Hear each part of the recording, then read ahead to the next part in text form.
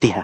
mình đầu giàu bây tương chơi và chữ cho tá nó đi lời có thể cụ ư là nhưng nhớ tá nó trong đó và chữ thì gì một cánh trả như pin ta cá nụ và chữ là và chữ bộ mua có thì tiền nè bộ yếu mua có là chỉ mua thì tiền liền tuổi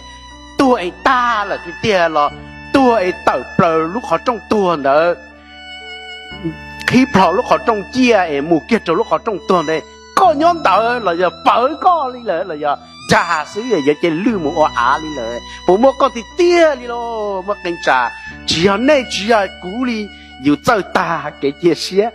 dù chơi ta dù cho cái vạc khó cho văn chữ mình đầu rồi dù thọ vạc chữ cho dù tụ khen là dù chơi ta cái chia sẻ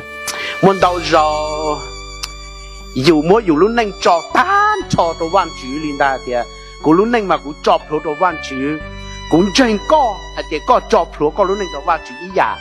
ta chỉ cho tổ cơ giờ mua văn chữ tiệt bây giờ chỉ dùng đi nó nè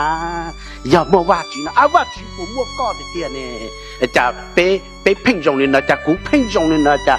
phênh dùng đi nó nè cũng mua có tiệt